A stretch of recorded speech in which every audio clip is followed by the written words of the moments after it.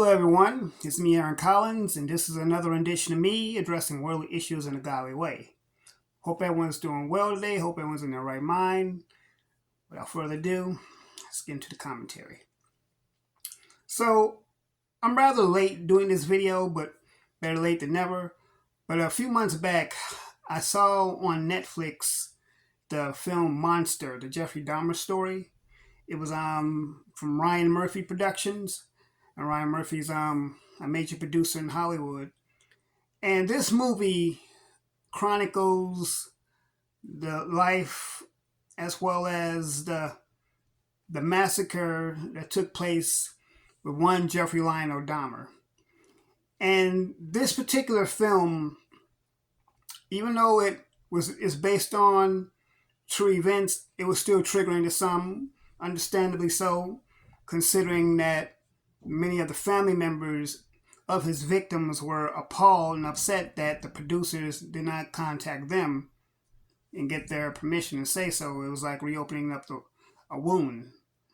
I can kind of relate to what they were saying, even though I did not personally have any family members that happened to, but I was actually around when Dahmer was going on his spree. It happened in the Midwest, where I'm from. I believe some of his victims were actually from Chicago.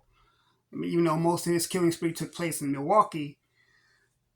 But anyway, my take on this film, as you can see from the title, is basically it deals from a racial perspective, considering that Dahmer himself, he fit the description, clean-cut, Caucasian male, above suspicion, which is why a lot of times the judges overlooked him.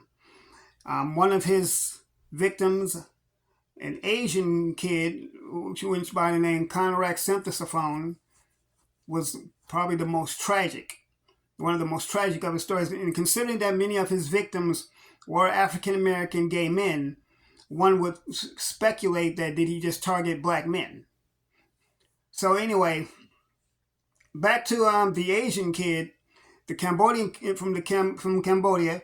His brother was originally the first victim, and the judge actually looked at Dahmer and told him that, basically, I believe based on how he looked, because he has the complexion for the protection, that prison pretty much would not be a good fit for him. So he gave him probation, and it was basically a slap in the face to his family, considering that they didn't speak English, many of them, the family members. And I figured that it was because they couldn't understand how American justice worked. But they found out firsthand how it worked, and it wasn't in their favor. The second incident with one of the victims, basically the Asian, the little brother, Conrad, was found bleeding out of certain areas of his body, which I'm not going to name here, but you can pretty much use your imagination. Police saw this young man walking down the street, obviously inebriated from whatever drug that Dahmer injected him with, walking around pretty much naked and bleeding. So when they went to take this young man back to his apartment, a black woman named Glenda Cleveland and some other women that lived in the building were trying to prevent the cops from taking this young man back to Dahmer because they knew what he was. But of course, they were ignored. So here's a case of black women trying to protect an Asian kid from an obvious monster. They took this young man back up to the apartment, and in spite of smelling a horrid odor, in spite of seeing the way the apartment looked, the police still took this young man back. And later on that evening, Dahmer killed that young man. So this is once again saying that how justice works in America, it doesn't work the same way for black people. If Dahmer had been black, he would have been taken to jail, probably even shot before even going into a prison, taken to a police station. Police officers actually made jokes about it. They laughed about it, and and I'm not sure if they were either reprimanded or not, but I believe they were allowed to keep their jobs because now they had the union backing them. But it goes to show that how justice works for people. You know what? I don't even use that term, people of color. Almost, but it worked. It did not work for black people, and obviously for that Asian family as well. Bottom line is, this film was very triggering, understandably so, and even in the court scene of one of his victims, Arrow, I forget his last name, the one whose sister erupted in court and had to be taken out of the court. This film was very well done as far as the way it mimicked the actual events that happened, but at the same time, the family members who were not contacted, and some of them said it was like taking a band-aid off and reopening the wound. And my heart definitely goes out to these family members, and condolences for losing their sons in this horrific way. But this man went through decades, or not necessarily not decades, but went through years of cannibalizing people, torturing people, while at the same time eluding law enforcement. And I believe it was based on the fact that he fits the description of the dominant society. He has their same complexion, which is why he could go above suspicion, as I stated before, and not be suspected of anything out of the ordinary. How did he get to be this way?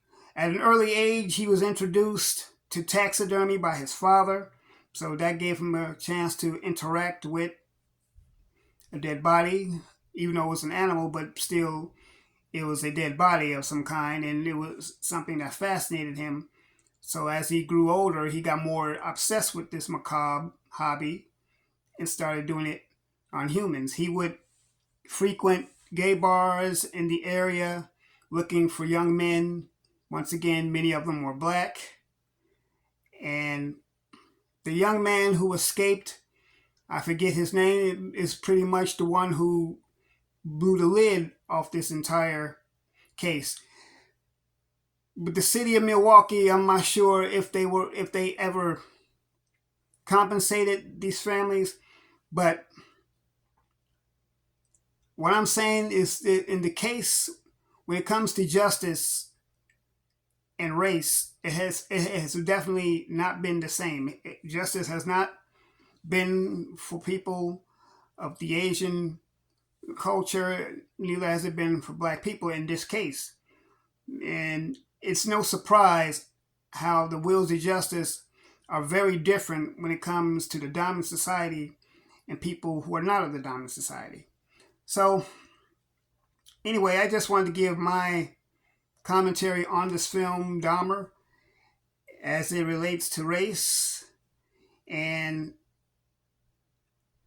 it is still on Netflix. And this is my advice to people who still like to see this film. I would say pray over it first, pray over yourself first, and see it with a grain of salt. Because it's not for sensitive viewers. It's not for those who have a weak constitution. So I would definitely say be prayerful for this particular film. Anyway, everyone, get in the comments. Let me know what you think. I'm not able to enunciate the way I want to, but once again, I am late talking about this film. Yeah. Anyway, get in the comments.